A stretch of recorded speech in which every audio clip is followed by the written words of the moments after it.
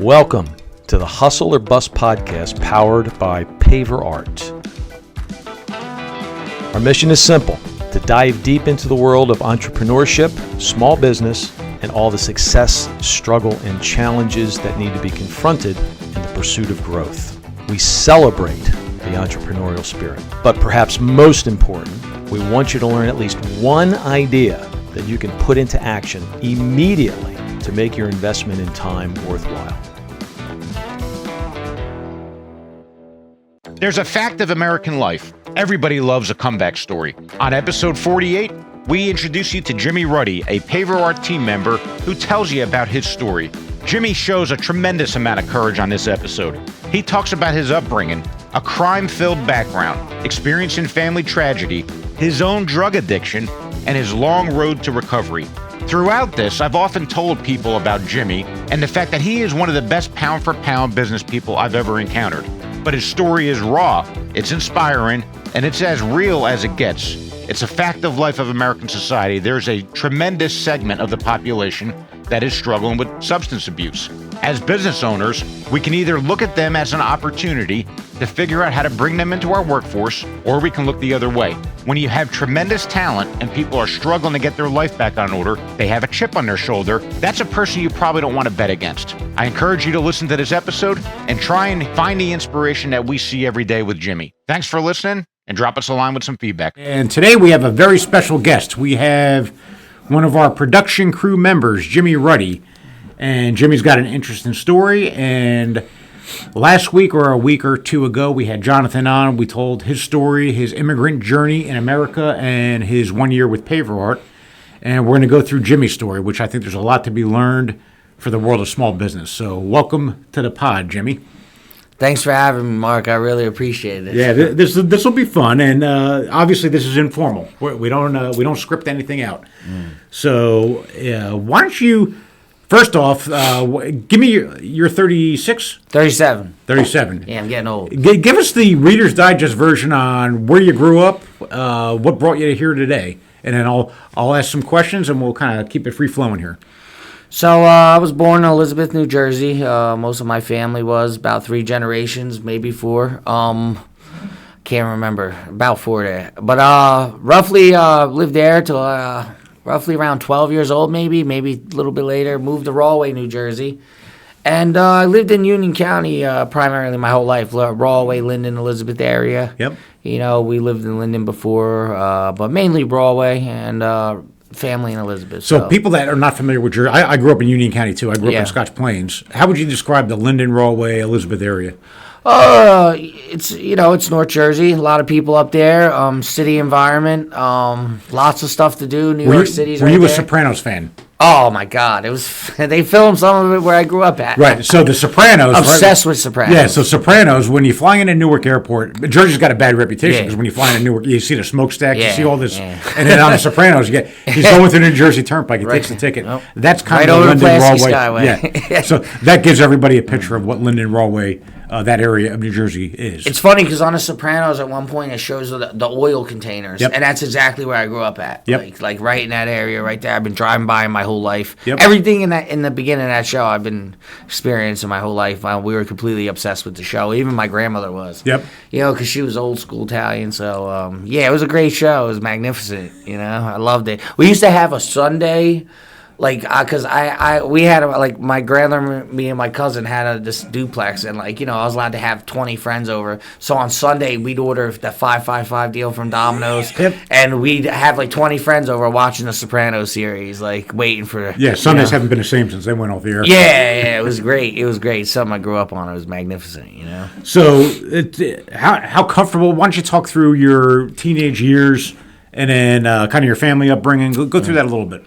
Sure. I grew up in, you could say, I guess, a rough family. A little bit of poor, and a lot of it poor.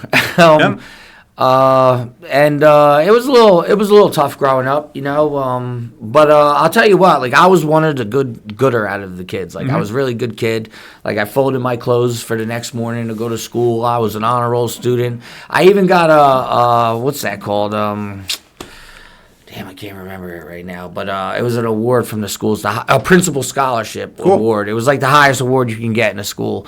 And I was even in the top high end, like 90 percentiles of the SAT scores when I was younger.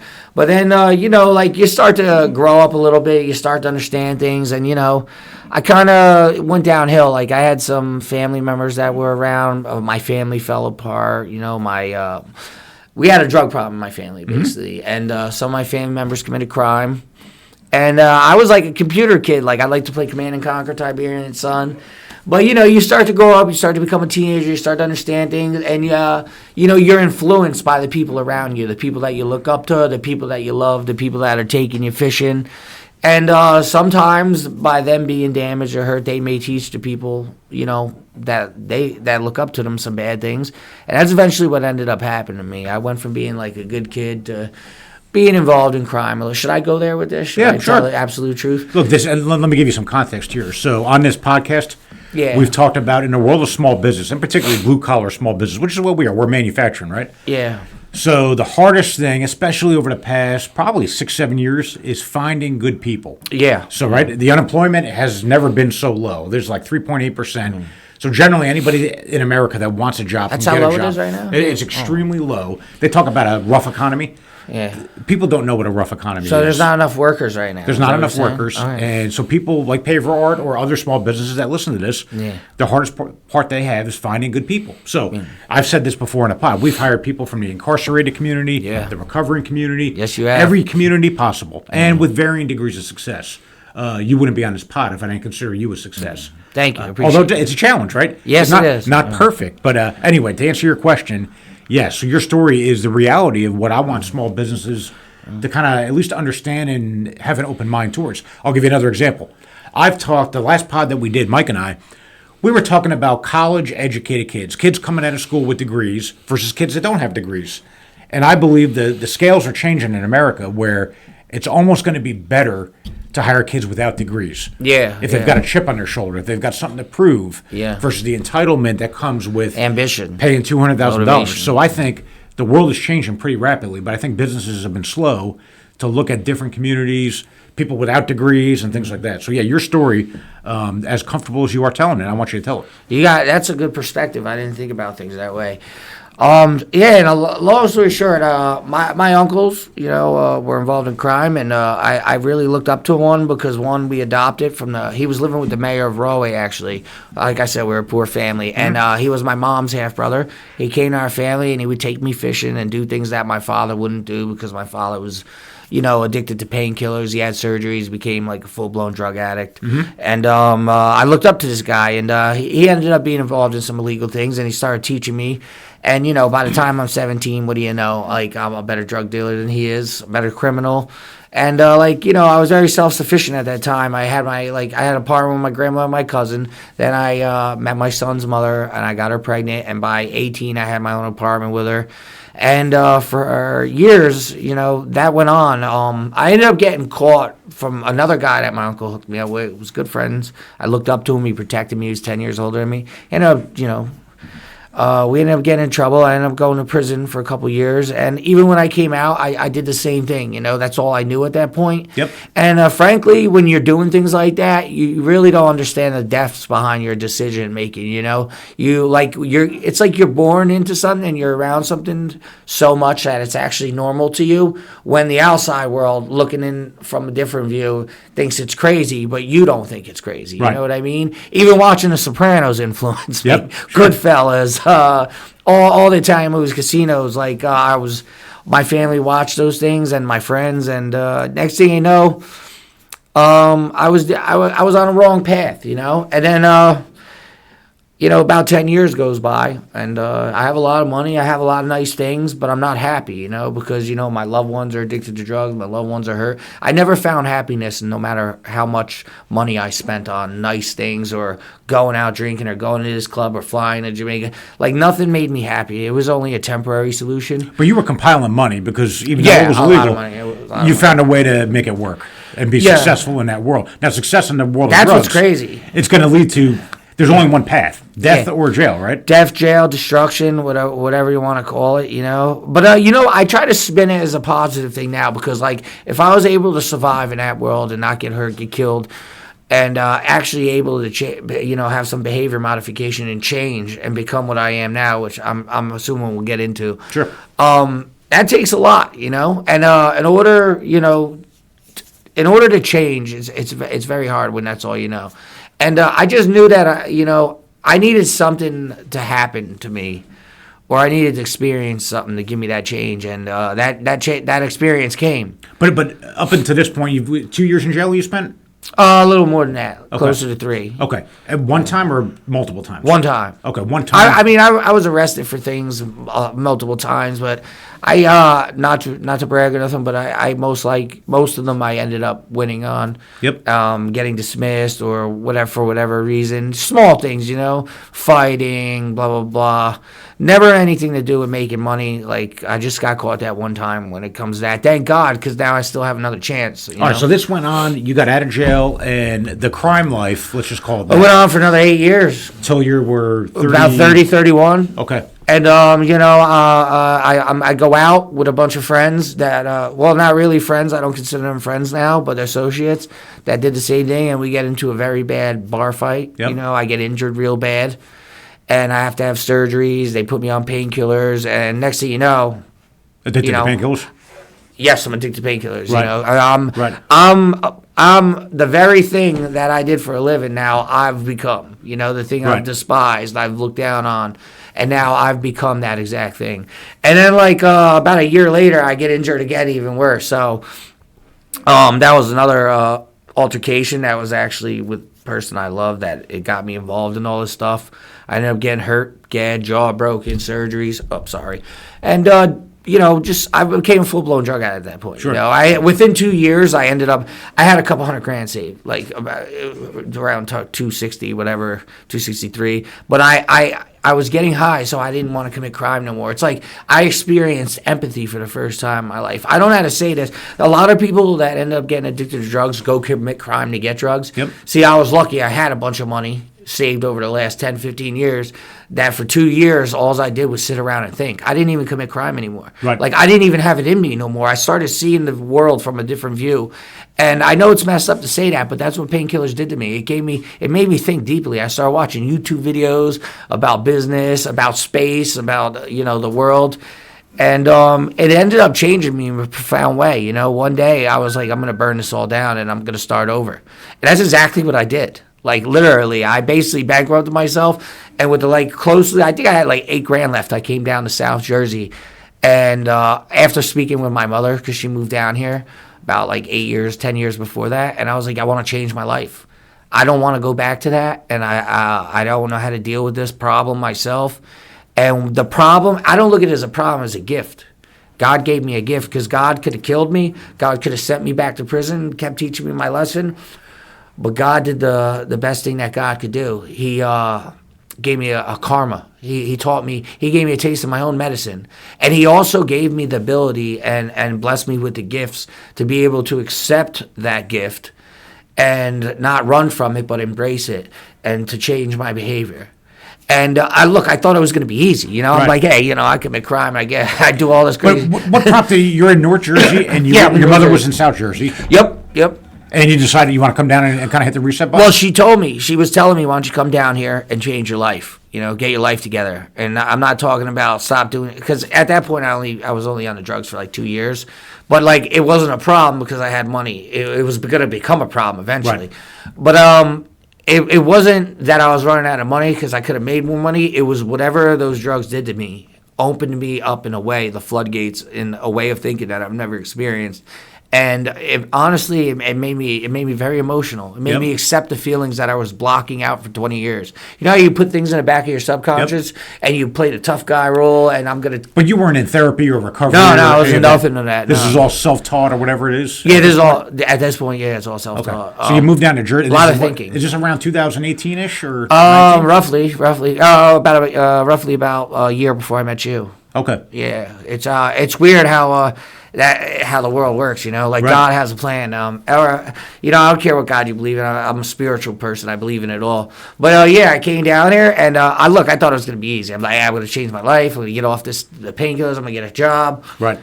I didn't know that, when living life on life's terms is a lot different than what I was doing. And I was going to have to make some severe adjustments. And, it's easy to say it and think about it, but actually doing it's two different things, you Right. know?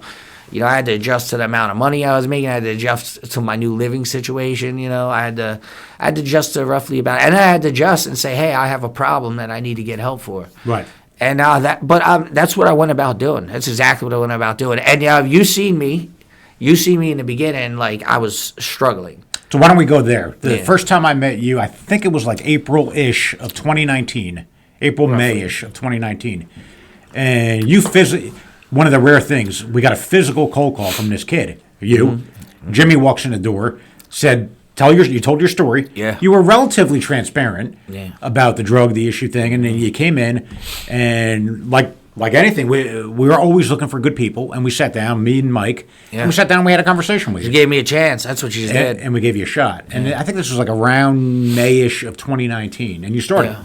And you were gangbusters. You started right out of the chute, and we're like, gee, this kid is freaking good right off the bat. So why don't you take it from there? Yeah, So we're in the summer of 2019-ish. I don't remember how it was, but I think it was in the newspaper or I was Googling, and I came across Paverart. They're hiring. I call you guys. You guys bring me in. Yep.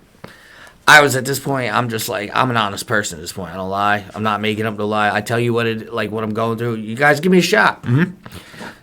And it's a very unique job. It's this isn't the normal type of job. Like not many. I don't think anyone's doing this. Right. So like when I come here and I see what I'm doing, I'm like, oh, this is actually kind of fun. Like for the first time in my life, I got a real job that I'm dedicated to, and it's unique. It's very unique. So like anything, anything I do, I attack very hard. I want to learn. I want to be the best. I don't want anyone working harder than me. It drives me crazy when Mike says somebody's better than me at something. And if they are better than me at it, I don't hate on them. I want to go learn from them and become better because I like being the best. And if I can't become the best, I want to be damn near good. Now, were you born that way? Or did that develop over time? Nah, you were born that way. It developed too, my competitive strike, but I was definitely always like that. I always wanted to be the best at anything I did, And we saw that really quick, that you were a striver. If we told you to do something, you would do it a little quicker. Sometimes you'd fuck it up. Yeah, right? yeah. There's a good and a bad with everything. Any strength that's overplayed can become a weakness, but we saw that competitive streak right away, which was unique.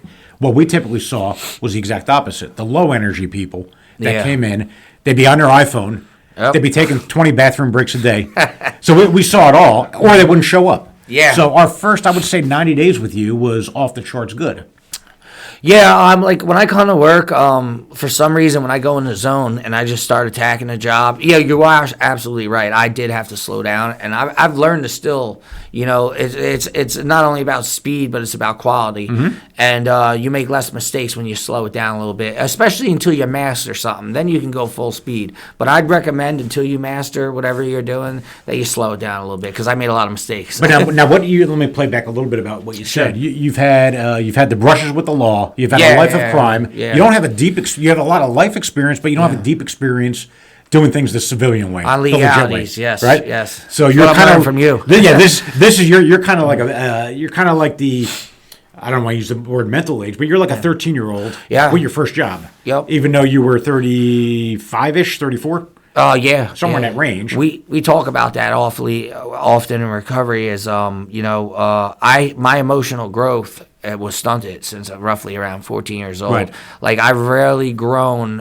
I grew as a man, but mentally, there's a difference there. And I feel like a lot of people tell me I'm making amazing progress because just like anything, I attack that issue at hand because I want to become a man. I'm thinking about having a family now. Right. I'm thinking about how my decisions affect my loved ones and also myself. For the first time in my life, I think I'm learning to love myself more. Well, what you said, if I caught you right, Jimmy, your first mentor was your uncle. Yeah. And he started showing you the wrong ways of life, right? Well, you know, it's crazy because in that life, like, you don't realize the manipulation, but, like, he'd take me to fishing, right? And I loved fishing. Like, he taught me how to fish. He taught me how to go hiking and these amazing things that normal fathers or uncles teach kids. Yep. But then slowly, like, some bad things started to get interjected into that life, you know? Like, hey, run this outside for me, and then gives me $5 as a reward.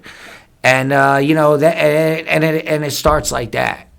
And then before you know it, you know, like I said, it becomes normal to you, and you've become something that you sometimes I'm influenced by you. Like when I come here and I learn from you, Mark Olivito influences me. Everything that you say, I'm watching your body language, I'm watching the way you talk to people, how you lead, and I want to replicate it, you know, and it's the same thing basically, you know, especially when you love somebody.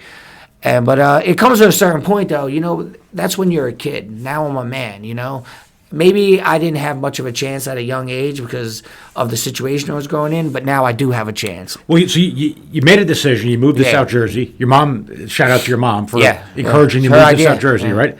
So 2019, you come out gangbusters, and then take the story from there. Because you were not in therapy, you were not in a recovery program. You were doing this on your own. Yeah, I was doing it on my own, you know, because it was something new to me. I thought that I could deal with it like I dealt with anything in life. I tried to do the tough guy, you know, like I could deal with this myself. I'm a man.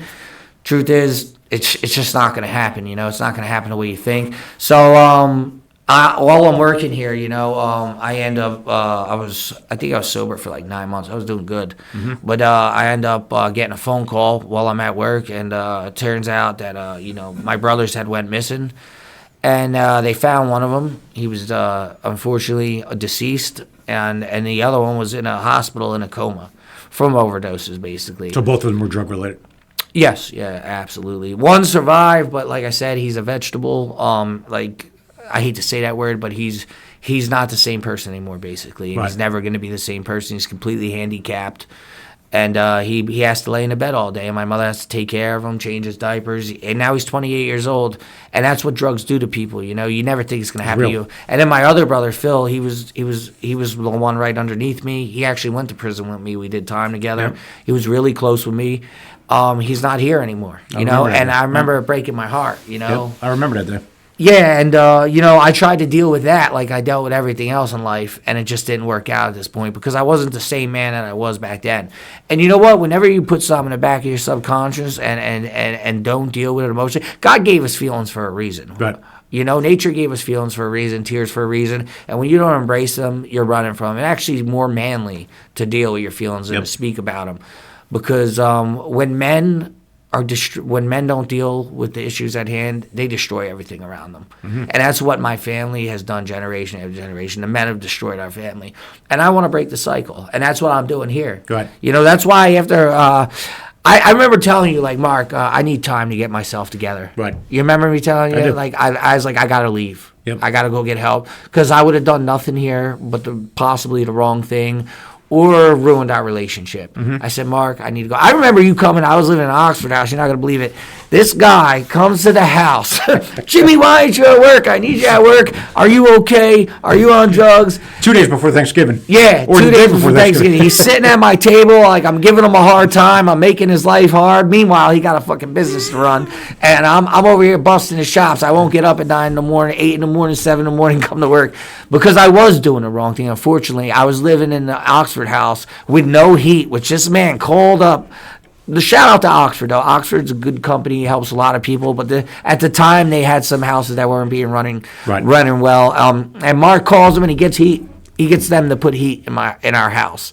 And you know, that's which is not a big deal, by the way. Well, no, it is a big deal. It is a big deal, Mark, and I want to thank you because there was other people living in that house. There were 6, 7, 8 people living in that house that didn't have heat in the middle of the winter. We're freezing our asses off, and you know what? It made me depressed. It made me depressed to be living in that situation. But I was already depressed, you know. Never mind living without fucking heat and all of that. And you know, during that period is when like I realized like you know I'm gonna end up, you know.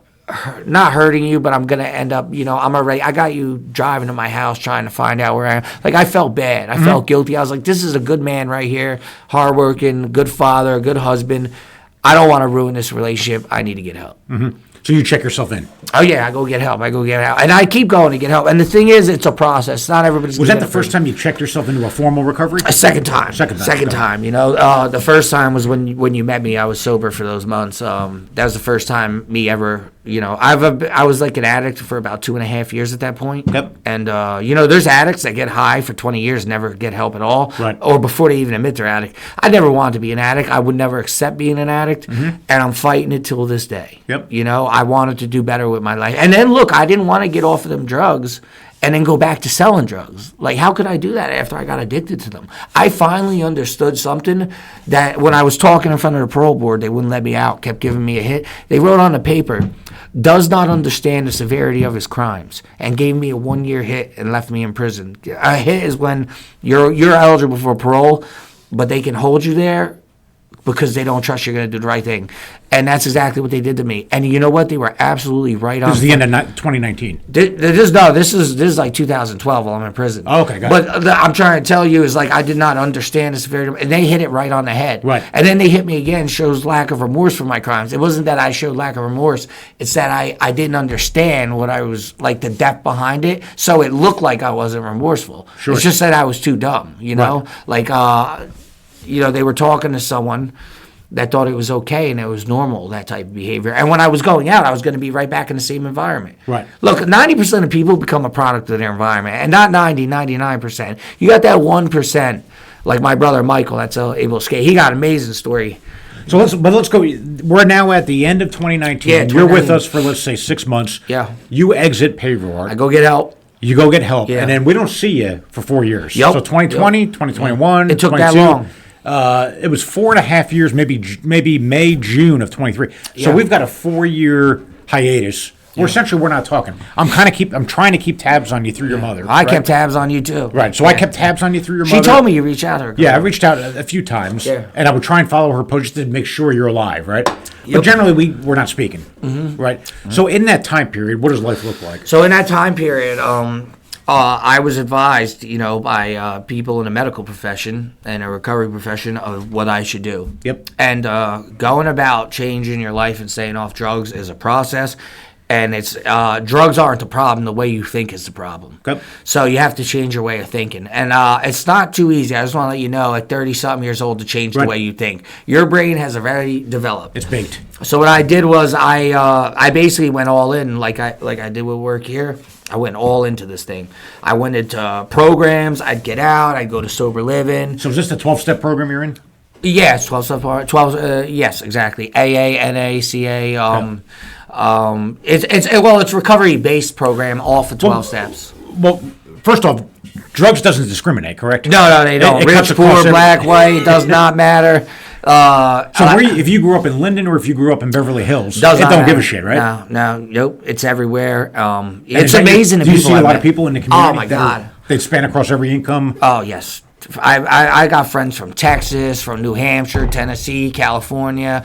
I mean, it's everywhere. Okay. It affects all communities. I met people that have never been through no trauma or nothing. They just said, I like getting high. When you said, we were kind of talking the 2020, that time period. Yeah. Is there a connection there where was it a parole officer that says you don't understand the severity of your actions or the consequences of your actions? Well, these are memories that I'm having. Is that coming out in recovery or? Yes. It's coming out into my mind. So the crime world kind of came to the surface a little bit. Yeah, man. Like when you go into recovery, and you start looking into yourself, your character defects and character flaws, and why you act the way you act, you start, like you can't just look at the future. You have to address the past to what got you here. So I started to look back, and I started to have memories. There was a sign on a wall in Tully House in Newark, New Jersey. It's a halfway house. When I went from prison to a halfway house, it said, "You will change when it's too painful not to." Mm-hmm. I remember laughing at that sign when I walked by. Like, what the fuck are they talking about? Right. I was 21 years old. Yep. I never knew how much that sign would mean to me 10, 15 years later, because that's exactly what it was. I changed when it was too painful not to. Now, you gave me the first, or you or Mike gave me the first education on what these steps were, but Yeah. wasn't one of them, I think you said it was the most brutal step of The personal inventory, or Oh, yeah, well, I think that's step 10 you're talking about, where every day you take a personal inventory of yourself at the end of the day, roughly, about how you treated people, Yep. who you're resentful towards, do they deserve it? There's like a 10-question thing you answer every day, and usually do it with your sponsor, you do it with a group of other people that are approaching recovery the same way you are, people that are taking it seriously, basically. so is it the discipline of the? I'm kind of Yes, discipline, The absolutely. discipline of the process got you to think through the call it the first 2 decades of your life. Absolutely, because practice makes perfect. If you're not going to go after recovery the same way you went to getting the next bag of drugs or Yep. pill, then you're not going to stay sober. It's simple as that. Like, What's the relapse rate, you think? oh my God, it's huge. It's huge. It's the only business in the world or in America that the percentages is having is still a business. Usually a business, if it has a 90% failure rate, Yep. it's not going to be a business no more. Right. But unfortunately, this is the only business in the world that it's roughly over 86%, like maybe even higher. That's tough. Yeah, it is. It's in the 90%. And like I said, it's not easy to change. Like we're talking about complete behavior modification to change the way you think. Change the way you think of the situations that lead you to where you are. So is that drugs are coping mechanism. That's all they are. They're trying to mask the. Yeah, they're trying. You have feelings that you can't handle, and then some people start off doing it for fun, right? But then it becomes their reality. They're doing it for fun. They love the feeling, and the dopamine's rushing to their brain every day. And the next thing you know, that they can't accept reality or life on life's terms anymore because they've been getting high for so long. And it's basically, it blocks out emotions. It blocks out life. So talk through a little bit. I don't have. Is the core of the 12-step recovery process, whether it's NA or AA, Alcoholics Anonymous? Sure. Is it the group meeting? Is that the core of the thing? Well, it's a brotherhood, basically. They always say that if you stay in the pack, that the wolves can't pick you off. And that's what helped me. It was the brotherhood. I remember one day, it was 3 years ago, a little over. I was in the recovery for 2.5 years at this point. I was going in and out. I'd get 2 months, I'd relapse. 3 months, I'd relapse. 24 hours, I'd relapse. Yep. In and out of programs, in and out of sober livings. I'm trying to figure this thing out. Like you're trying to figure a business out you just bought. I'm trying to figure out how to approach this, how to become successful at it. Yep. And I kept trying it my way. I'd be like, all right, I'm going to try 5 of these things, and I'm going to do the other 5 things my way. Yep. Eventually, it came to this Sunday, 9 a.m. morning meeting in a park in Sewell, New Jersey. I have this thing, what we call in recovery, called the gift of desperation, where I start crying in front of 30, 40 people. And like most of these people were some friends of mine. I knew basically all of them, but I had enough. I had enough of the grief. Yep. I had enough of the losses in my life. I had enough of running from my feelings. I just had enough of all of it. And I said, I am willing to do anything you tell me to do to change. And my friend Tim walked up with this other guy I know, Eric. You met Eric. Yep. And he goes, I knew Eric. He was in sober living with me at one point, going through a divorce, a whole bunch of other things, painful things, and he came out the other side on top. Mm-hmm. And I always respected it about him. So Eric and him, he goes, Jim, he talked to Eric for a minute. Eric's like, hey, Jim. First of all, they both gave me a hug, right? And I'm crying, like I'm still crying like a baby, you know? And he goes, Jim, you ever done the 12 steps? I said, you know what? That's the only thing I haven't done. He said, you want to try it? I said, let's do it. Right. I told him I'd hold his pocket if he wanted me to. I'll do it. Jail, I will hold you. I'll do anything you tell me. Yep. Just help me. The student was ready at that point. Yes, yeah. It's like where, you completely surrendered. So, that moment is where they call it the gift of desperation. It's like a known thing in recovery when someone has it, and that's what I had at that moment. I remember that whole moment till this day. And then that moment changed my entire life, and I started doing those 12 steps with Eric. And next thing you know, I started to change. Eric, it was amazing. He's got a full-time job, got a family, going through the things he's going through. He's like, Jimmy, Tuesday, I got a 2-hour window. I don't care what I was doing. I don't care if I was meeting with the Pope.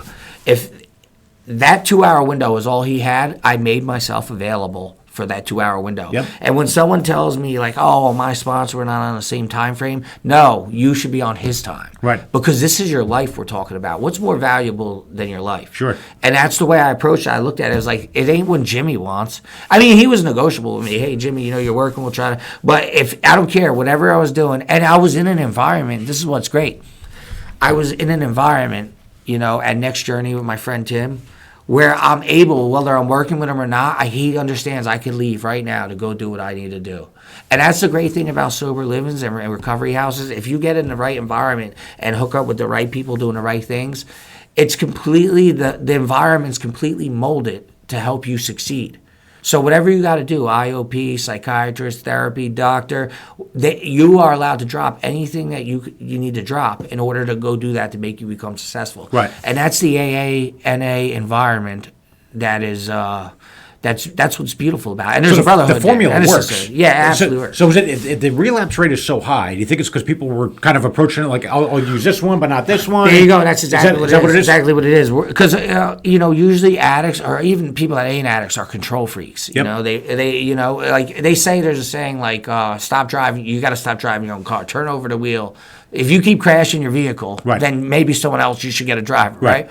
Well, you're crashing your life out, so maybe you need to let someone else drive your car for a little while. And that's basically what I did. But I was in an environment that is basically, they watered me. I was like a seed. They're like, here, go blossom. And I was able to do that because of that. I made just enough money.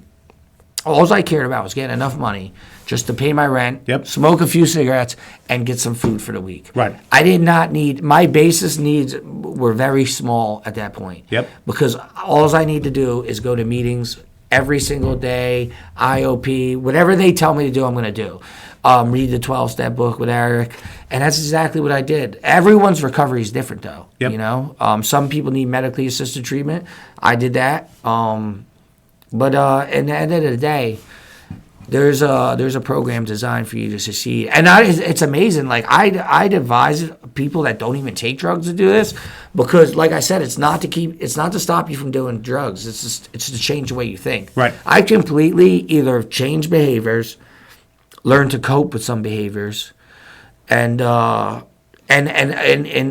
change. I mean, you know the difference. You've seen me. Like it's helping me to grow into a man. I don't know what else to say. Well, you hit the nail on the head. We talk about this on the podcast all the time. I think you were right. You said something. Men, as a general rule of thumb, don't express emotion. No, that's false. Let's just take that as the truth, right? Yeah. So combine that with men in business ownership, Yeah. with high stress and the responsibility for making payroll and doing all the things that you've got a one-way ticket to a heart attack or a short death. Yeah. With mental health. Yeah. Now, what you're going through, or anybody in recovery that's committed to the 12 steps, and you can go there once a week, or you can go there every day. How does that look? Oh, it's amazing. That's one thing about AA is like I don't even go there to talk about drugs anymore. I could drop in there whenever I want. I use it as a free therapy session. Right. It's like 60 people. So you're giving coping skills on how to deal with life. Yep, exactly. With group support. I mean, that's a built-in. That's actually a really solid program right there. Yeah, it's amazing. And right now, like there's an app called the Meeting Guide. You can download on your phone right now. I bet there's 10 meetings in the area going on right now. Yeah, you can go on the Meeting Guide. It hooks up to your location. And it tells you all the meetings in the area, 7 p.m., 8 p.m., 2 p.m., 1. And you could drop in at any one of them for free. You don't got to donate no money. You know, they're not aligned with any sect or denomination. They're not. It's a spiritual program, but like I said, you could be anything you want. And I use it as free therapy. Sure. I go there, and you think you're alone. And I tell, like, you're not that special. There's people going through the same exact thing that you are. And when I drop into meetings, sometimes I'll listen, and sometimes I'll share about what I'm going through for that day. And they even pick out topics sometimes, and you're like, wow, that topic's exactly what I'm going through right now. Right. And you may share what you're going through, and somebody else is listening, they're going through the same thing. And let's say you dealt with it positively. They're hearing that, and they're learning how to deal with that very situation positively. And like I said, you get more than one outlook on things. So we're separated for 3.5 years or so. Yep. At some point, you make the commitment to go into the 12 steps. What was it, the act of desperation? What was that called again? The gift of desperation. The gift of desperation. Yeah. So you encountered that, and then you commit to the 12 steps somewhere in that interim zone, right? Yep, absolutely. That's exactly what I did. And now you're clean for how long? You're coming up on?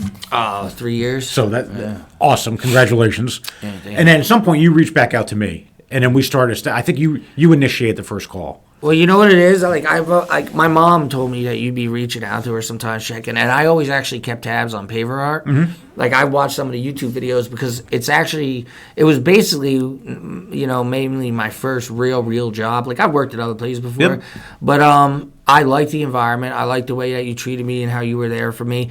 And I told myself like I'll never call Mark and ask for a job till I'm ready to do the right thing completely. And I'm basically a man. Like I'm ready to, my behaviors are changed, or I've learned to deal with them, and I can be successful over there and not have you driving to the Oxford house. Sure. Or, give it, you went so far for me, and I don't want to hurt good people, and I didn't want to hurt myself no more. And I said, when I'm ready, and when I know that I'm strong enough and that I'm on the right path, maybe one day I'll give Mark a call. And that's exactly what I did. I was going through a little something at the time, but I was like, I need some stability.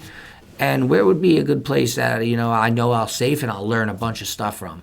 And like I said, ever since I met you, I was always inspired by you because, I met somebody that I actually wanted to be like in the legal world. It's just at the time, I didn't know how to be that way. Sure. And I wasn't ready, and I felt like I was ready. And I said, if I'm not ready, I'm sure I'm going to get ready because I'm going to be learning from not only Mark, but Mike and the whole environment that you have set up over here. Mm-hmm. And that's exactly what happened. I dropped in, and it's been nothing prosperous since.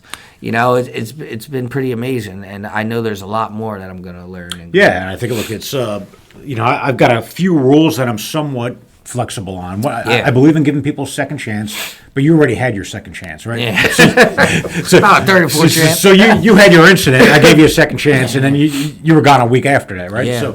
So this was unusual, and I took it very slow, and I said, all right, look, I don't know, Jimmy. Number one, I'm happy to hear you're alive. That was my first thing I remember. And then we talked for a half hour. And was that part of the? You got to call me. You got to call the people that you want to reconnect with. That's part of the program. Oh yeah, absolutely. As you go through the program, there's steps. And as you go through the steps, they start to prepare you for the next one. Like step 4 is one of the most important steps. That's like where you go down a list. You go real in depth in step 4. Yep. You go down like the resentments. You go down through things that have happened to you. You go through just such a depth in look into your life. Like some of the most painful things. And then you also think about the people you hurt. Mm-hmm. Like you got to really go in there and be like, I did this to this person, that to that person, and the list goes on. It takes a sexual inventory as well. Every aspect of life, you go in depth in on that. You like what character flaws you have. And also, you may not even realize some of the things. Because 90% of people can't realize certain ways that they are. They need someone else to point it out for them. Constructive criticism, we call it.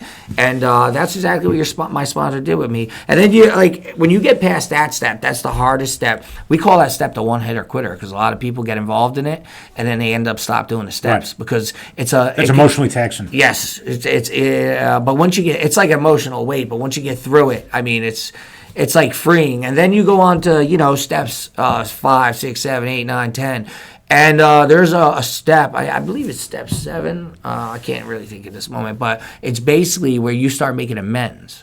Where you make amends to people that you've hurt. Yep. If it's not going to put you in a situation where anyone's going to get hurt or anything. Sure. Because, some people may have done people wrong and they don't. Look, a lot of people you call in this step are going to tell you to go to hell. Right. Because you're not getting forgiven on the time that you want. You get forgiven on the time that they need. Sure. My son, I was gone for a couple of years. Yep. I've been talking to my son for 1 year, the day before Christmas last year, till now. I still haven't got to see him, right? But I'm okay with it because I made some bad decisions that took me out of my kid's life. He went from being 12 to 16, and now I'm in his life, and I have to prove to him that I'm going to stay in his life. And he's going to heal on his time. He's going to understand on his time. Yep. And when he's ready to see me and to have that relationship the way we had it before again, it's gonna grow. Right. And I have to be accepting of that, and so do other people. Like you've done things. People may have done you wrong. You may never get an apology from someone that's done you wrong, and that's part of life. Right. And that's like I think that's step 7 and 8. That basically taught me that. That taught me about that part of life. Like, hey, making amends. The best apology is actually changing the behavior. You know. Yep. You can say, hey, I'm not going to steal from you again. How about no? Never stealing from them again is actually the best apology. Them never having to worry about you stealing from them again is the best apology. You know. And people know when you change. People know the people that are really changing, the people that are really working, and really putting in that hard work.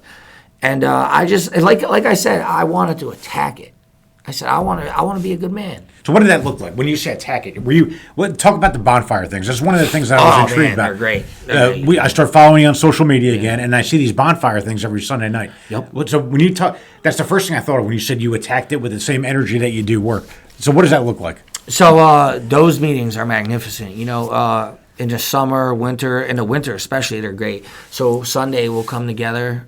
Sometimes it's like we'll come there early, 6, 7, eat some pizza, you know, because food brings people together. Yep. And we'll all hang out, you know, shoot the shit, talk, even play them beanbag games, Yep. Cornhole. Yep. And then at 8 p.m., usually we'll have a speaker and we'll have a bonfire. We'll have like a bunch of wood and chairs all around it, and people come from all over, like especially people from nearby, and we all sit around the fire and somebody will speak. And it's great because in the winter, you know, people are huddled together. They want to stay warm. It's a clear night out. You can even see the stars. It's just who doesn't like sitting around a fire? It's just absolutely. a great thing. You feel like you're camping, and there's a certain type of freedom that comes with it. It's like I don't know how to explain it, but I'm sure that people that are watching this will understand. Yep. And someone will speak, and they'll tell their story, and then afterwards, you know, we'll raise our hands and we'll share on how we related to it, or compliment them on how good they're doing. You know, like because sometimes you hear some pretty rough stories. Sure. You know, but one of the best parts about it is realizing you're not alone. You know, that other people have went through these crazy things and they've come out the other side, and it gives you hope. Sure. It's given me hope. I've heard people with worse stories than me, and I was like, wow. You know, like, wow. And sometimes some of the things that are said affect you emotionally. You ever hear such a good speaker and you're like, Yep. wow, Martin Luther King or you know, things Muhammad Ali may have said or other people, Yep. and you're FDR, and you're like, wow, man, that or you know, you're hearing a general speak, and sometimes when I hear somebody, I'm like, wow, man, especially like. Especially when it relates to you, it means something. And I'm like, you know, I want to do the same thing she's doing. I want to be invited over here to speak. Yep. Because people look up to me, or people see me doing the right thing, and they're seeing, and I can give somebody else hope. That's what it's all about, is passing the message. Have you been sponsors? So you mentioned Eric had a big impact on your life. Have you been a Yeah. sponsor to anybody else? Yeah, I've sponsored a few people. You have? Yeah. How's that process? So you got to be their mentor to try and guide them through. That's the idea. Yeah, you know, I went in and out of sponsorship. As a lot of people are going to ask you to be their sponsor. Yep. Unfortunately, that's another thing. Is like 10 people may ask you to be their sponsor, So but that's maybe tough. one of them actually do it. You know, Right. because and being a sponsor is hard sometimes too, because sometimes people put you on a pedestal, and the truth is, you're just as human as they are. Yep. Actually, I wouldn't even be here sponsoring you if I didn't make the mistakes that you are. Right. And the truth is, you know what's crazy is when you can learn all this great stuff, but the minute you stop practicing it, you usually revert back to your old Right. behaviors. So like this is a lifelong journey for me. I spent 30-something years, you know, obtaining this personality. Now I got to spend 30 years building a new one. You gotta unwind and it. you know what? You inspired me with that exact saying right there. One time he told me, Jimmy, you know, you think about the first 30 years of your life has been written. He goes, and now you have another 30. He goes, you can rewrite it. Yep. And I've literally said that to hundreds of people in Yep. meetings as I spoke. I literally that exact saying. I was like, you know, so somebody said this to me one day, and that's the truth. That's what I'm doing here right now. Well, look, I've got a lot of Olivito-isms, right? So Yeah. I've told you from day one, America loves a good comeback story. Yes, right? they do. Somebody that's been down on their luck for whatever reason, drugs, crime, family issues, doesn't matter the issue. Yep. But here's a person that if they make it, wouldn't that be freaking cool, right? Yeah. So is. what I've tried to look at in business is to say, all right, who are the comeback stories that you can go out, identify, and bring in part of your fold? Number one, it's a freaking fun story, right? To see Yeah. somebody down on their luck, to give a shot. That doesn't mean it's going to be a home run, 90% success rate. Yeah. But anyway, as a theory in business, somebody with a chip on their shoulder with something to prove, maybe doesn't come from the best background, doesn't have the Harvard degree, Yeah. doesn't have all the reasons for succeeding in life, and if they make it, that's freaking cool. As a business owner, man, what if I had like 3 people like you? Yeah. Wouldn't that be free? You want to make a difference in someone's life, hire somebody with something to prove, and then see if you can coach them and give them a shot to make a difference. Yeah. Now, easier said than done, all this shit. Because if you're not going to the meetings now, what does meetings look like? What is the commitment when you're saying the commitment to recovery? What does that mean? So You can't go to a meeting once a month and call that commitment to recovery. No, that's just, that ain't gonna work. No, I mean, like for me, there was a time, well, especially new people in recovery, like going to a meeting's like a job. Me, it's not a job. You're looking forward to it. I love it. I look forward to it. I can't Right. wait. Oh, I got a free couple hours. I could either hit the gym maybe, or maybe I'll drop into a meeting. I'll tell Right. you what I always choose first. My recovery and my growth always comes before anything. Because when I don't put that first, I don't have any of this. Right. You know, so like I just love it. I'll drop into a meeting anytime. Anytime. I could be laying there, can't sleep at night. I'll go drop into a damn meeting at 10 o'clock at night. Or I'll drop into one right after work. And it's great because you never know what you're going to hear. You never know what subject. You never know who's going to be speaking. Sure. And it's literally, it's free therapy. Right. Look, I want to say this to, where's the cameras at? Listen, if you are going through stress or having a hard time in life, fighting with your girlfriend, your business is having a hard time, and you're paying for a therapist, I'm not saying to fire them, but I'm saying go drop an AA meeting because it's free therapy. Imagine sitting there with 30, 40 people. Now, a therapist, they're very good. They have a degree. They've read what you're going through in a book. Right. Now, imagine walking into a room with 60 therapists that have actually lived and literally can relate and empathize to what you're going through. And some of them, not all of them in a room, have overcome everything that you're going through. Because they've been dealing with this for 20, 30 years. And that's exactly what I say AA and NA is. Because sometimes I don't even go there for the drug thing anymore. I go there literally to grow as a man. Because there's 25 people sitting in that room that are double my age, that have lived through my exact life and everything that I'm going to go through. And except for they don't have a degree. That's the only difference between them and the therapist. I'm fascinated by the whole thing because I can assure you, Dominic, who's 16 years old, we brought him in here, and you start rattling 12 steps off, it's going to look like nothing that he's been through in school. Yeah. They don't teach you these skills in school. And if they can help you overcome drugs, which they do, then they're pretty damn powerful. Maybe we should be thinking about broadening the whole they help you 12-step overcome. process. They help you overcome everything. They've helped me to become more successful at relationships. Mm-hmm. Like, I'm not only talking about with women, I'm talking about with friends, with you, with everybody. You see, with me and Brian, it's amazing. Like, it basically gives you growth in so many different types of areas. Right. You know? And, look, growth, this is what it gives you growth in. All aspects of life. Because there's many aspects of life.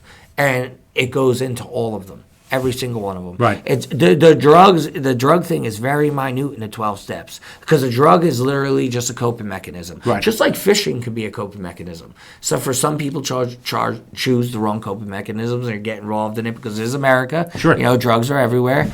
So that's what it does. It attacks the aspects of life, but you really have to be dedicated to them. You really got to be open to suggestions. You know, you got to be willing to take constructive criticism. Sometimes you got to be willing to keep your mouth shut. If you're a leader, maybe you should follow for a little while till you can lead again. That's been I don't know if I said this to you, but I'm a natural born leader. Mm-hmm. Since I've been here, I've followed because when it's my time to lead, I will. You know, and I know that I can lead very well, but I haven't been here that long. I got to earn my stripes. I got to learn what I got to learn. I got to earn that respect, you know? And when it's my time to lead, I will. And there may be environments that I lead in outside of here, but it's not my place to come in here and lead where I shouldn't lead. You know, right now I have to learn. Right now I have to learn from you. I have to learn from Brian. And, you know, and when it's my time, it'll be my time. Well, I'll respectfully push back a little bit on that premise. I get what you're saying. I totally appreciate it. Yeah. However, it doesn't matter what position you're in, what authority that you have in a business. We all lead every day by our example. The most powerful concept in leadership is not a title. It's not do you own the business or not. It's the example that you set. It's your attitude, right? Yep. So Dominic and I were coming up with a video, right? How do we talk about it? I use the concept of the 4 a.m. walk, right? So the one thing that's kept me somewhat sane, because I didn't have the 12-step program or a structured thing like that, is I get my ass up at 3:30 or 4 a.m. and I try and do a 5-mile walk or 4-mile walk. It's been my kind of therapy, right? That's how I've kind of dealt with stress. But having said that, every day we wake up, we do have a choice to make, right? Yeah. It's an attitude that we said, all right, I got some tough shit that's going to go down today. How am I going to attack that? And I use the 4-mile walk, the 5-mile walk to get my head in order. So the one thing I would disagree a little bit with is whether you're on a production line, whether you're a sales manager, whether you're the owner of the business, everybody is watching. Whether you're working at Amazon with 300 people in a warehouse or a small little company called Paverart with 9 people, everybody sees everything, right? Yeah. And the example that you set, do you bust it? Do you leave it all out there on the field metaphorically? Yeah. Or do you not? People are going to watch. The example that you set is probably the number one thing in leadership. Well, you know what? I totally agree with you on it. And, like, that's why, since I've been at Paverart, you see what time I started coming in. Right. You know, I try to work as hard as I can. Yep. I try to work harder than anyone here. I try to lead, but sometimes I'm just like, you know, let the position fill into its role. Lead by example. Yep. And that's watching you is exactly why I do it. I was here at 5:30 today. I know we weren't starting till 8, but I said I could do a lot of research in those 3.5 hours. So what'd you do in those? How'd you use your time? Well, Camping out in a I parking woke lot? up at 4. I'm like, oh, man, I could sleep for another hour. But I'm like, nah, screw it. I want to use this time. Like, I'm awake. I jumped up. Yeah, I filled up my tires. I got here roughly around 5:30, 5:45. And I said, hey, I could read this packet that I'm studying the software on. I could look up some things on YouTube that I'm interested in. I listened to the news. I got my mind awake. I got my mind rushing. And I even walked around the parking lot because I know you say walk, and I wanted to get my blood flowing a little bit because I was getting a little tired sitting in that heat in there. But that's all from me watching your example. And, I guess you're right. Maybe by people watching me do that, watching you do it, watching me, I guess it's infectious. Well, small businesses are an amazing little thing. I'll give you an example. When after we were still struggling with finding a team after you left the first time, right? Yeah. And simple, stupid things. The freaking iPhone. I swear to God, the iPhone, while it's created trillions of dollars in economic value, it's probably destroyed billions in productivity. The freaking people that would be on the iPhones, they go into the freaking bathroom with it, right? So either I've had a string of bad luck with hiring people that just have to be in the bathroom for 20 minutes, even when they get on the floor there. So I'm like, Jesus, do I have to set a rule? No iPhones on the floor? That's stupid shit right there. But you don't think, but you can't hide in a small company, right? No, you can't. Now picture we're a landscaping company or a hardscaping installing crew. We're building a patio, and you got the 25-year-old kid who's on the freaking job site with the iPhone every 20 minutes. I mean, what is so important about their life where they got to be on the iPhone every 20 minutes? Now, I get the fact that it's like Pavlov's thing. You get the text, you got to look at the text. Yeah. But 20 minutes straight on the freaking iPhone? So it's crazy. A lot of this stuff. Now, I've also given you my concept of the bell curve that's kind of normal, right? Yeah. Now, it's normal if we as business owners allow that shit to happen, yeah. right? So we got to, but in a world where it's hard to find people, there's all kinds of reasons why we would rationalize that shit going on. Yeah. Up until the point when we get someone that doesn't do that and starts to set an example and starts to have great productivity. Yeah, and then starts to set a new standard, right? So even if you were never given a leadership role in title and authority, the fact that here's one guy that doesn't do it. All you need is one guy to set a standard. No, you're right. You know what I mean? You know why I didn't think about it that Once way. one guy sets a standard, that puts peer pressure on the others. On the others, yeah. Right? It's competition. And now all of a sudden the fucking iPhone's got to go away. Yep. Because I'm not going to be able to keep up with them. I didn't think about it that way. You're right, yeah. Sometimes you lead in other ways you don't even realize. And that has more impact because the title doesn't get... Look, I'm the owner, and I'm telling you this shit went out on my watch, and I'm going out there and reaming people out for being on the iPhone. Yeah. My own freaking son, I catch him on the iPhone. And I'm probably harder on him, but I'm like, I can't. This is tough shit. All right, so I got the best title you can have, owner, and my freaking son is on the iPhone. I never even used an iPhone. The more powerful thing, now I got somebody else that's committed, who's not on a freaking iPhone, who's busting it and sweating. Yeah, and then lo and behold, 2 other iPhones go away. I'm being dramatic for effect, but you get the idea. Yeah, I do. Yeah. So in a lot of ways, it's more powerful, the example that you can set if you're out there with other people. Yeah, body language speaks louder than anything. It's huge. So we talked a little bit about leadership by example, right? And that you're trying to do more observing, be part of the team, maybe follow a little bit.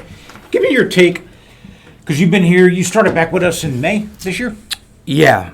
Give me your, without going into specifics about what we do, what do you see as the opportunity for our little business? Tell a little bit about your role. What are you responsible for? And then give me your view of what does the future look like? So my responsibilities are in production underneath Brian with John and Jonathan, and orders come in, and we have to get the material, get it cut. We have to get it on the machine, get it cut up, and get it put together properly. You're a paver artist, so to speak. Yeah, exactly. We do art with pavers, and we produce the orders that come in. We take the bricks and we create art with them.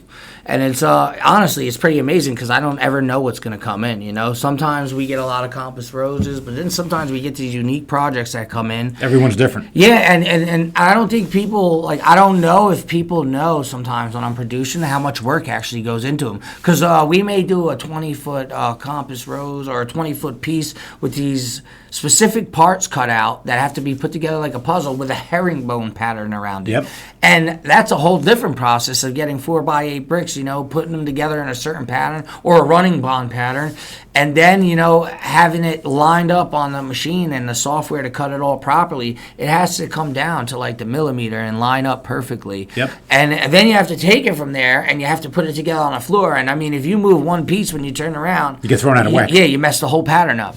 And sometimes I wonder if people ever think about how much work actually went into this, how much detailed work. It's very detailed work. It's a great question you have in your mind. And I think the answer is probably not. It's our challenge as a business to educate them on that. Yeah. Because if we can educate them on how hard this is and how precise it is, then, and by the way, there's this concept I think I told you at the first meeting about moats. Mm-hmm. If you think about your business or your life as a castle. Yeah. And a moat around it. The water. Yeah, a moat around it, the water. If the moat around you is 4 feet deep, that provides you some protection. What if it was 16 feet? Yeah. And they got to swim across the whole thing. That gives you more time to shoot them out of the thing, right? Put alligators in What there. we're building here is a moat. And because right now we've got 3 machines, we got triple the capacity than when I bought it. We're spending significant. We're building moats that this thing is hard. But even if we just had one little machine in a tiny little factory, this thing is very challenging because of all the reasons that you're saying. That's another thing. I want to go back to May when I came back. After being gone for a couple of years, the whole company had changed. I was like, wow. From the amount of machines that we had to the amount of space we had. And let me tell you something, the most thing that I was observing about was unbelievable to me how much the team has changed. It's become a team. Right. I was like, Mark whipped these guys into shape, pulled them together. And the crazy thing is, every day we're growing and becoming even better at what we do together. Not just single-handedly, but everybody working together. And that's a whole project of itself. Now that's about culture. It's about attitude. Yes. It's about mindset. It's about leadership. Well, you gave a 45-minute rundown of what the world of crime, addiction, and recovery looks like. Yeah. That's pretty freaking complicated stuff. Yeah. Human beings, by their very nature, are complicated beings. Yeah. So getting them to work together just doesn't happen like that. No, and that's one of the hardest things that when I came into this new world, being able to work with others, because people have bad days, people have good days, people are going through this and that, and you never know what you're going to run into. I thought that the world was like when you went to the legal world, what could it be compared to my old life? No, it's just as much as challenging. Well, here's what, because I don't have experience in the world that you described. And by the way, thank you for sharing all that. I got a hell of an education going through that. So, and you describe it perfectly and vividly. But here's my comments, being on the outside looking into that world, right? Is if I'm going to a meeting, like you said on the app, I pull up the app and there's a meeting around the corner at 6 p.m. and I want to pop into it, I can kind of think about everybody there, unless they're there for free therapy, but I got to think that's the exception, right? Yeah. They're all there because they're into recovery and they're all going through different people stages of recovery. People enjoy being there too. Right, Yeah. But they're all there for one single Stages, purpose. yes. As a business owner, here's what I don't know, especially a new business owner. If I were just to buy Paverart or the pizzeria or whatever business is that a new business owner, everyone is going through something. Yes. You just don't know what it is. No. Right, so a little different, right? Yeah. So one person might have kids, the other one might be about to have kids. Yep. One might be single and living at home with mom and dad. One might be an immigrant. Their whole stories are different, and you might not know where they are in life from The a mental journeys health. are amazing. Yeah, and figuring out the journey. The question is for an owner, do they even give a shit about the journey? Yeah. Or are we here to do a job and then let's get the hell out of here? Yeah. So, and there's everything in between, but we're not all coming for the same reason, to execute the 12 steps and be there to, so the objectives on everyone's head is very different. Perspectives, too. It's a challenge for an owner. But what I can tell you is, and you know this from the complexity of what you're going through and what you're now starting to be a leader in recovery, is getting them to kind of buy in, getting everyone to agree on one objective, and then everyone's got different opinions on how to get there. Yeah. Not easy. The human part is always the messiest part of a business. Yeah, that's something like when I came back, I was like, wow, because like I watched it. I'm like, all right, I'm seeing this. You assume things like that sometimes you don't. Like, I was like, when I think about, because I got my own little roofing business and stuff that I do, and I've had issues with guys that were working for me. Mm-hmm. And I didn't necessarily handle it the best way, know? Say more. Well, you kick them off the roof? Yeah, exactly. I had a 16-square, 4-layer roof rip-off with wood shake on top of it. 2 of my guys are pissing me off. Yep. And, I just had enough of their shit. Right. I send them off of the job in the most rude way possible. Yep. And I really needed them that day, Right. And now looking back at it, I could have handled it a different way. So did you end up doing all the work yourself? Almost, pretty much, basically. Yep. Yeah, I went through hell. I barely broke even on a job. Like, right. So I wasted my entire week there. Right. It turned into a freaking nightmare. And like I said, after being here, I realized I could have handled it a different way. And honestly, I wasn't prepared to be doing that. There's an interesting thing. You had the authority to do it, handle it however you wanted to. And by the way, you've got to live with that. So you live with the break even. Yeah. And by the way, if you didn't, you might have lost money. Yeah. Very possibly you could have lost money if you had 2 bad guys. Oh yeah, I it was barely even. And then another thing is, like, I was prepared to do the job with tools and physical labor, but I wasn't prepared mentally. Right. And that's not a mistake I'm going to make again. Right. That's also, like, when I thought about where do I want to go in life and what kind of people I want to have around me, you always came into mind. Mm-hmm. Because I watched somebody be exactly how I want it to be. Like, I'm changing, I'm adapting, and most of all, I use this word, as a man, you have to evolve. Whether you come from good or bad, And the great thing about being a man is you have the choice to evolve. I don't care if you came from the hood. I don't care if you came from Beverly Hills. I don't care if you came from Costa Rica. When you come to America, that's another thing, a great thing. This country gives everybody a chance. And when you become a man, your fate is left in your hands. When you're a child, it's a little bit different. Yep. But when you become a man, you can make any decision you want. You just got to you got to have the strength to do it. Yep. And you got to have the will. And that's what I thought about. I was like, where do I want to go from here? I'm struggling with like expanding my roofing business. I don't really know how to do the legalities of it. I'm throwing guys off of the roof. Mm-hmm. I made some good money, but I think that I could go about it. And where do I want to learn? I went to college for a semester. I was like, this ain't going to teach me. I mean, it will teach me, but it's not really how I want to learn. It's not for me. Yep. And I always knew that Paverart was around and Mark Oliveto was around and Mike. And I was like, I really enjoyed it. And I loved the job. I mean, it's fun doing something knowing that no one else is basically doing it. Yep. Or if they are, they're not doing it better than us. Right. Just me being cocky, or I'm being cocky for Paverart a little bit. But, who you surround yourself with. You always tell me you want to see the people around you win. Mm-hmm. If everybody around you is winning, you're winning. And it feels good to be a part of that. It feels good to be being mentored. I tell everyone, I was like, this guy, now I don't only work for him, he mentors me.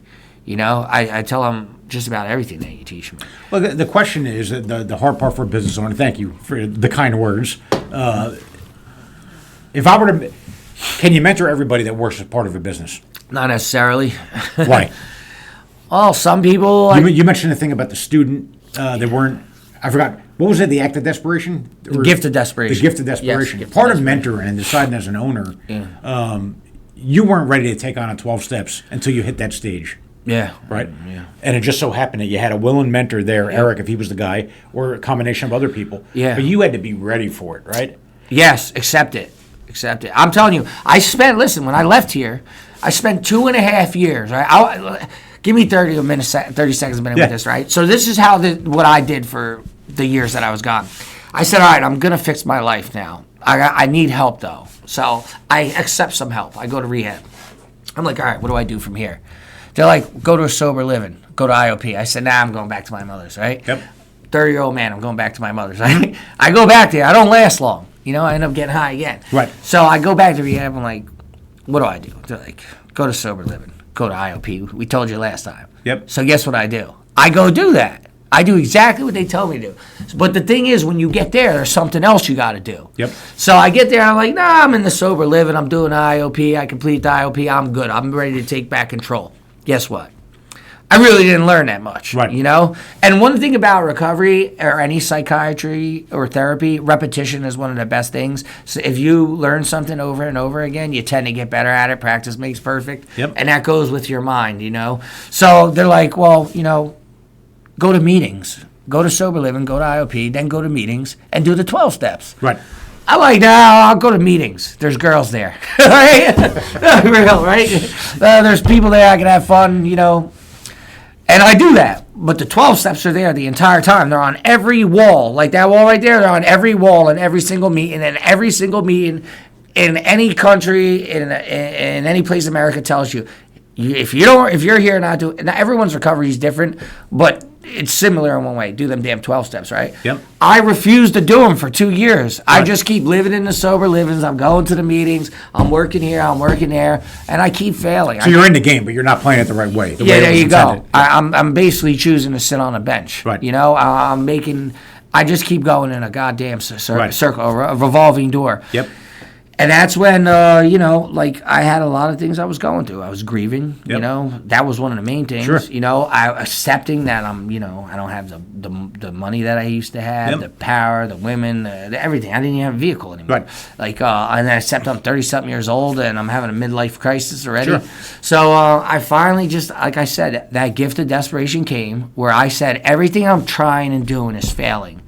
And that's because it's like, there's a manual on how to fix something, right? But you keep doing it your way. When if you just do it how the manual said, it'll be successful. Sure, you may find a better way to do it, but until you learn how to do it the regular way, you're not going to learn how to do nothing better. Right. You got to learn something first, and then you can finally find ways to perfect it. I refused to do them 12 steps. And then it all came, like after about 2.5 years, Mark, roughly around 2 years, in recovery, about 10 rehabs.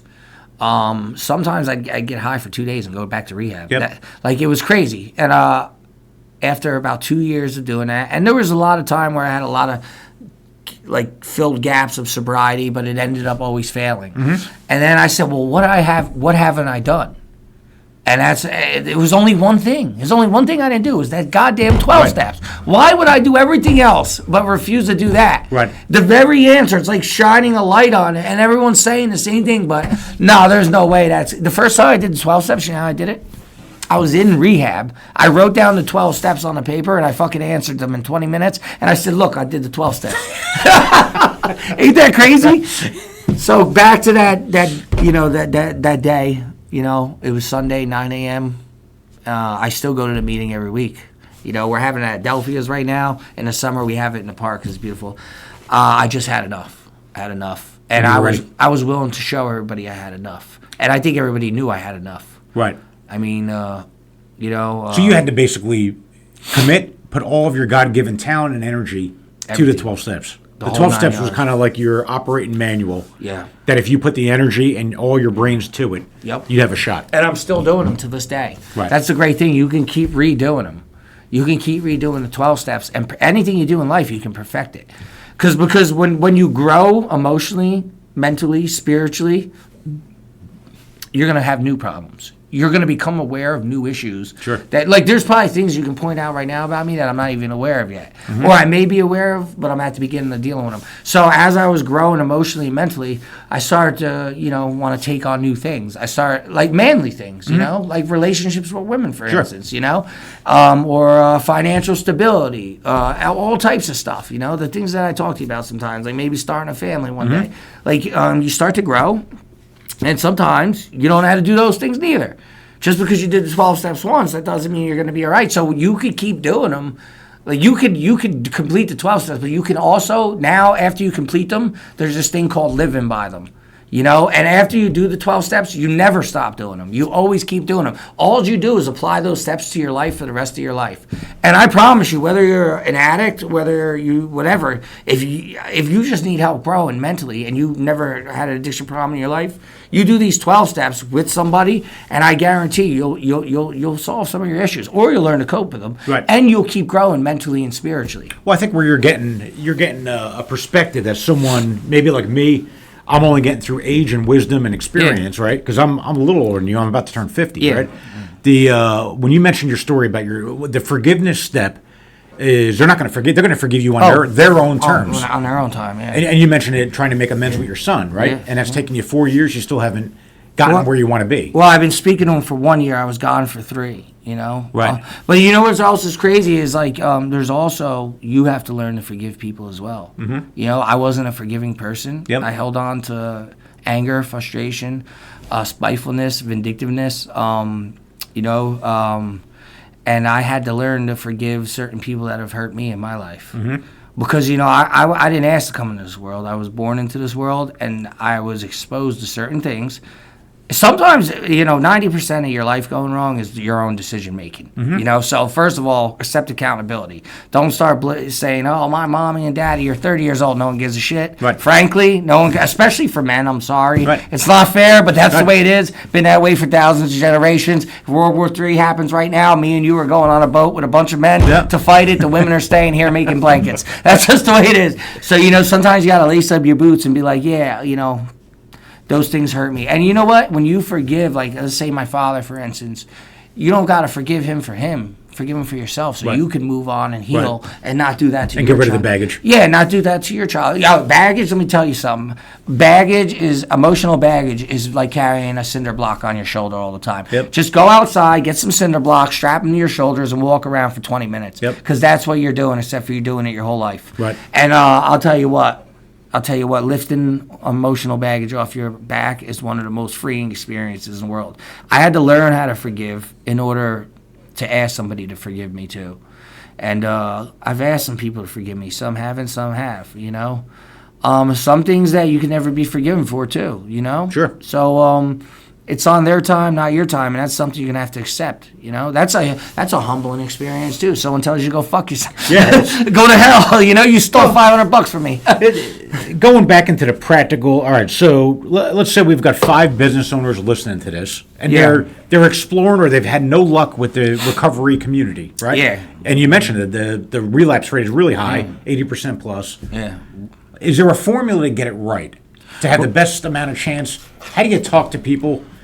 How do you know that they're serious? How do you know they're committed? I mean, or should not only recovery people, but all people in general. Right. If I was a business owner and I was speaking to someone, you know, one of the biggest things first thing I want to hear from somebody is, you know, accountability. Yep. You know, and no excuse making. Mm-hmm. Excuse makers are the worst people in the world. I'm sorry. Sure. I don't care. Even if they're a victim, they're going to be a victim their entire life. Yep. I don't want to be a damn victim. And I want to hear that out of someone's mouth. And then you know, you want to try to search for ambitious people, you know? Mm-hmm. I mean, everyone deserves a chance, Mark. Yep. You know that. You give more chance than anyone. You want to see if you can build somebody up. Sometimes you got to break somebody down to build them up, but you got to see if they're willing to build themselves up. You got to look. There's little virtues, I feel like, in people, whether they're there yet or not. Like, you look at them and you know that they can get there. Mm-hmm. You know that if I spend some time, because, like, you have that capability. You're very good at it. It's one of your leadership qualities where you can identify and you're like, man, if I could just pull this son of a bitch out of the fire, he's going to be amazing. And who knows what we could do for the next 20 years together. And, like, that, like, you know, that's also part of your talent, though. You got to be able to have that talent as a business owner to see these things in people. Mm-hmm. You know, to see these qualities that they can't even see it themselves in the moment. You know, there was times I couldn't see it. I didn't know which way I was going. Mm-hmm. I did not know how to lift myself over that fire. And I didn't think it was possible. I wasn't sure. I just knew that I wanted to, you know, and I never forgot it. You've seen things in me that I didn't see. Mm-hmm. And till this day, I'm still improving. And a part of that got to do with you, believe it or not. Like experiencing coming across somebody in my life that sometimes it's hard to believe people are that good. Well, you mentioned it at some point in the early goings here that you kind of, let's talk about money, right? Yeah, money. The adult conversation with money that you had with yourself was, shit, I just needed enough to make my $170 a month rent, get a little food and a little gas in my car, just enough to get to meetings, right? That was you kind of came to that realization.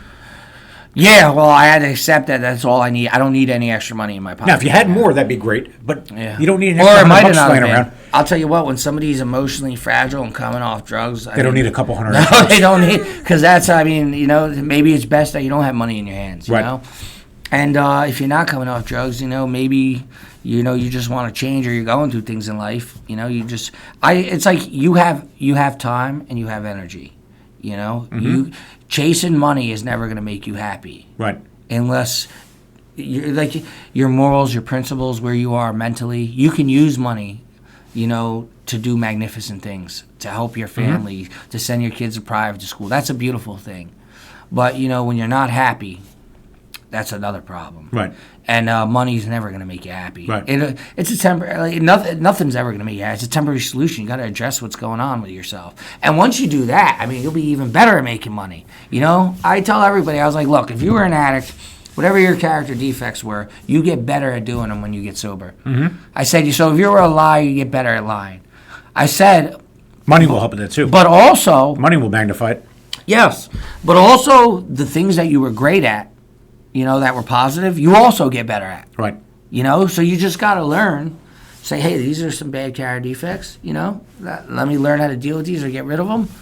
And focus on the positive things. Well, I think what your story tells a little bit is, and probably anybody in recovery, the sponsor matters, right? Yeah. The program you're in, i.e. the 12 steps, that matters. Yeah. Your surrounding family probably matters. There's a whole village of support system that's got to work to have a good outcome. A whole right? community. You want to know why I tell people I was the worst case scenario? The 30 people that are in the meeting with you, that matters. Look, I tell people in recovery I was the worst case scenario in AA. I'll tell you why. I didn't have the worst drug problem, no, and I didn't use for nearly as half as anybody else did, right? Before I ever became addicted to drugs, I was okay with poisoning people and hurting people to make money illegally for 17 Selling years. drugs. Not only that, but other crimes. Right. 17 years of this. Right. And look, I did not do drugs. I was the most anti-drug person. So for a living, it was okay for me to do bad things. This is my mind state, what I was trained or groomed into, to do these things for money, to wear a gold watch, to have a nice car, and not have to work. Yep. And then, after 17 years of that, I get injured, I become a drug addict, right? So now I got two of the worst things that can possibly happen to a human being, right? You look at someone in prison and you're like, man, this guy's a sociopath, right? And then you look at a drug addict and you're like, I kind of feel bad, that sucks, but you know, it's not my problem. Right. Hope he gets his life together. Now I got hit with two of those, double whammy. Yep. That's what happened to me in my life. Yep. And most people commit crimes because they're on drugs. You know, like I tell them, like, look, I was already doing that for 17 years before I ever picked up any drugs. Like I did not like drug addicts. I didn't like people who did drugs because my own family, you know, they hurt me. Sure. I would have to see what they were going through. It was very painful. And then, like, I have to solve two issues now. I have addiction to making money illegally, fast, and doing. And you got to things. confront that. Yes, I got to confront those behaviors, and now I'm a drug addict too. So I got to deal with whatever's making me do that, and a drug problem. So I tell people, like, yo, you're always going to hear somebody worse than you. But the main point of the story is that with this program, and with these techniques or anything, you can overcome. You know, I know that personally now. I know, because when I met you, I was in such a hole emotionally. Right. Like, I dealt with some of the toughest things people would be scared to deal with in life, right? Like going to prison, for instance. Right. But what I was going through when I met you, nothing compared to it. You know, I did not know how to get out of it. I don't care how tough I thought I was stuck, and I was searching for answers. And now I know that you can overcome just about anything in life.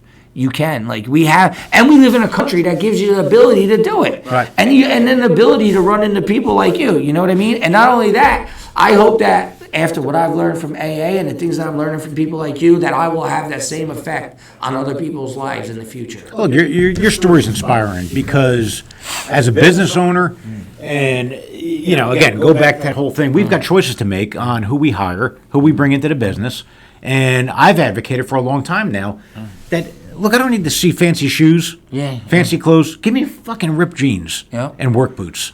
And give me someone that's got your story, that is committed to making a better life for themselves on however you define that, right? Yeah. And you've got a very clear definition of what it is, and you've got 20 some odd years of tough history. Yeah. That you've plugged away for 3.5 years to try and make right and try and deal with it. And it's an ongoing process. It'll be with you for the rest of your life. Now, the energy, the life experience, the trauma, all of that comes to the work every single day. Yep. And I'm just here to tell business owners that is a rich set of experience that you want working for your business. Now, if you try that with 5 people, 4 of them might not work. And when your thing on accountability, making sure they're accountable to themselves, all of those things are like little screening tools, but you're probably not going to know until you start working with them a little bit. Yeah. But what I do know about business, whether they're from the recovery community or not, growing people from whatever circumstance they came. They could be an immigrant from El Salvador. They could be someone from the recovery community, or they can just be that high school grad or college grad. And if you can get them to see a brighter future and help them get there, you're going to win. It's just a question of how. Now, getting all those individuals to work together on a team. That's another thing. That's tough. That is tough. And that's an ongoing battle. And I've got to get better every day. Because we're still now. And by the way, for a type A personality that wants, like me, that wants things done yesterday, that is freaking hard. The amount of picture a thoroughbred that you've got to pull back. I've got to intentionally pull myself back because we're not getting there fast enough. And shit, I've owned this business for 5.5 years. Yep. And we're right now where I thought we'd be at month 18. But it's now 5 years and we're kind of there. We're going at a freaking controlled pace. Now, thank God we can do that. We don't got debt in the business. We haven't borrowed. Kim and I didn't borrow money to go buy the business and all that. So we've got time. And I'm 50. I'm not 68, about to retire. No, I don't think you'll retire at 68. And I'm not going to retire anyway at 68. What the hell am I going to do? Look, I think honestly, I think we're headed to a beautiful place. I think we're going to pick up an even higher pace. I just have a feeling, with the training and the people that you're bringing in. Well, the fact that you see it is good. So you need people for that too. Yeah, I think the key is for a small business. We got 9 people, let's say. If all 9, if I ask all of them, go into a dark room and honestly answer the question: will 5 years from now, Paverart be a stronger company? And will you be personally proud to have worked here to see that growth? If they all answer 9 or 7 out of 9 of them answer yes positively, we're heading in the right direction. We're doing the right things. And I think that answer, 7 out of 9, maybe even 9 out of 9, would say. Now, it would help if they saw 2018. Yeah. Right? The fact that you were here for a short time in 2019, and then you can compare it to where you are now. You've got a perspective that people that just started last month or last year don't have that perspective. They didn't see it. Yeah. They just saw where we are now. I think part of it too is, having people think outside the box as well. Because we get used to being comfortable.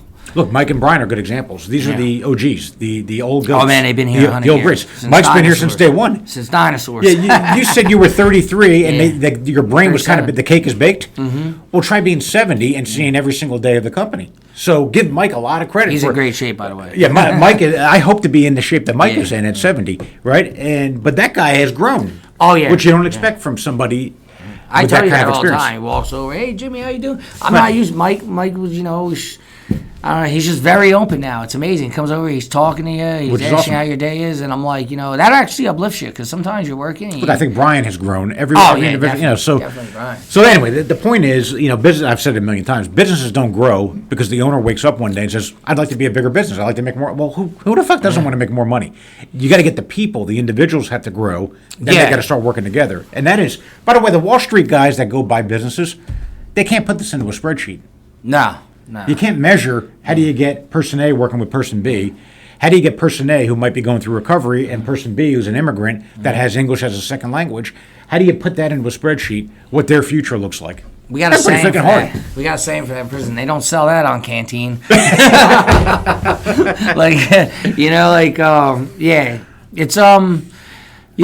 I think we have extremely talented people working here that are pretty much, sometimes people don't even know what they're capable of until you get pushed. Right. And I think I'm one of those people that need to be pushed sometimes, hey, Jimmy, come in here and learn sales today. Hey, Jimmy, learn software.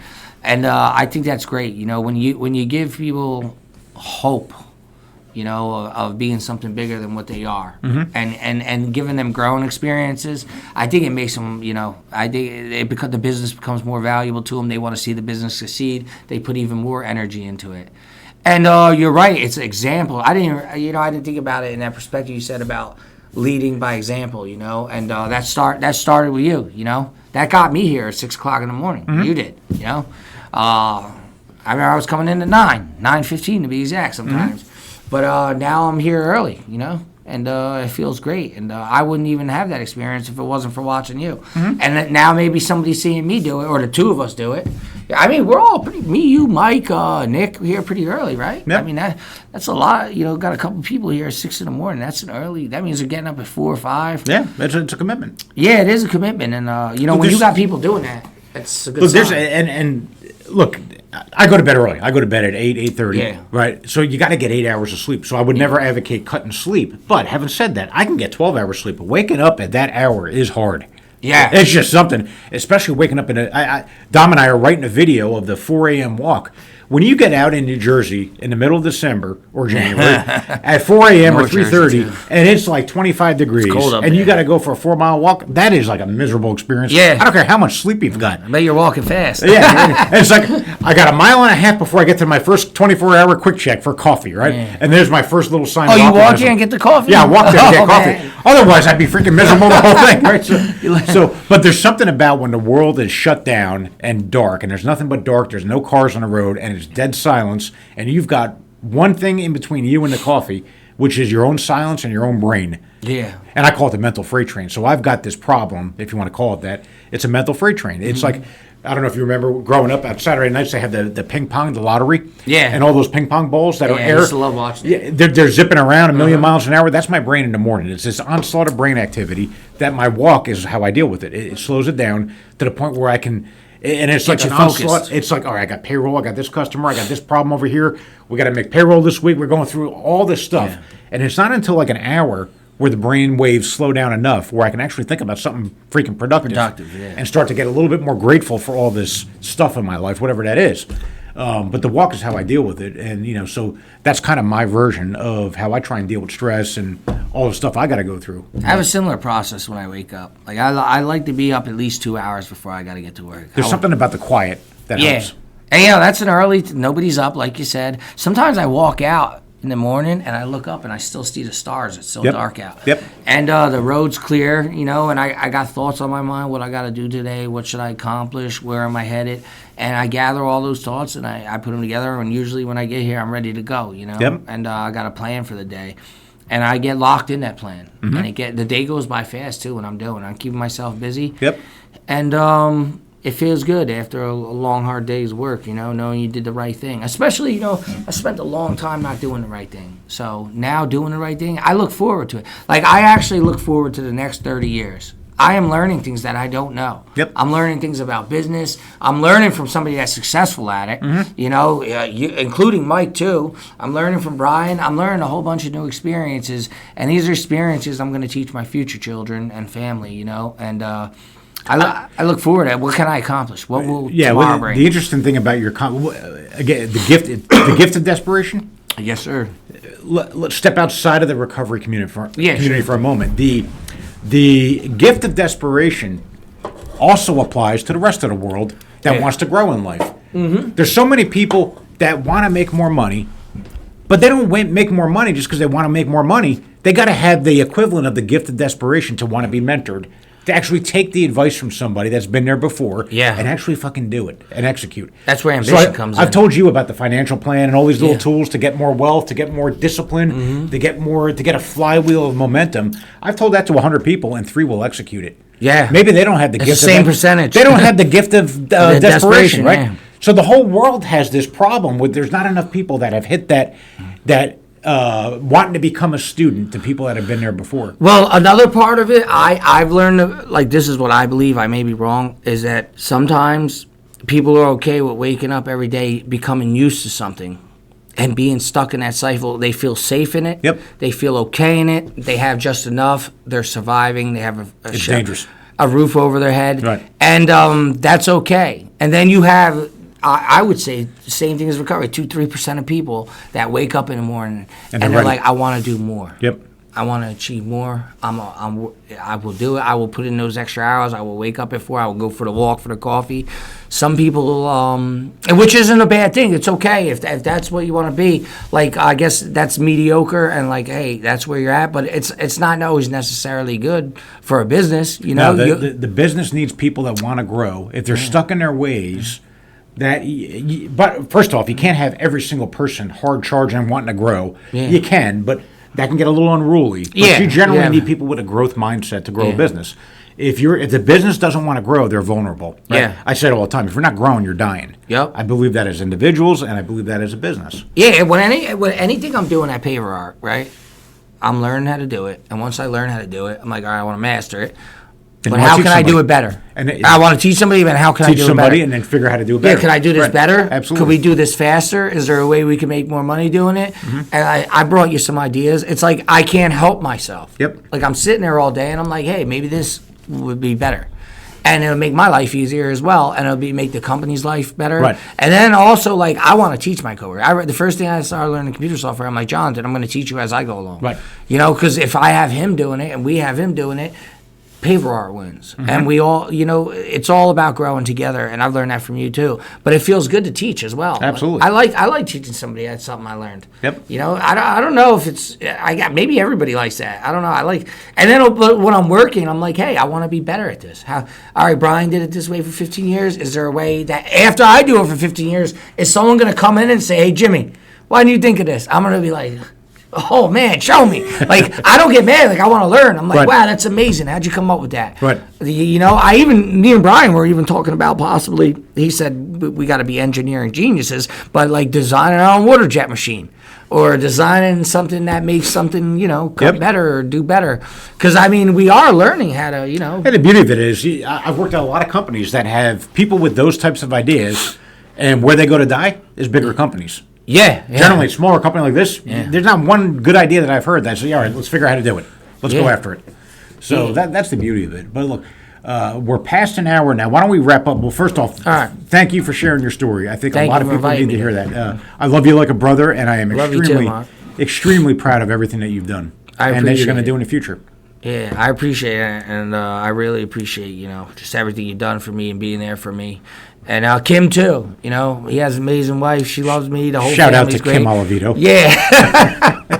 Look, Kim's a tough nut. She's because she's not in the day-to-day in terms of the people. So one of the things that I'm here often during the week, right? Yeah. So I develop a personal relationship. Mm-hmm. She's either got the asset or the disadvantage of not having that. So she can look at the world a little bit more objectively sometimes. But she's a fan of yours. And I love Kim. I feel bad. I always say, like, Kim, I forgot to log out again. Kim, I forgot to log in again. Yeah, Kim handles our payroll, our bookkeeping, and everything that I'm not good to do. She's amazing. But she's a good, clean, objective view on our team. So, but anyway, thank you, Jimmy. Thank you. Thank you, everybody, for listening. Drop us a line with some feedback.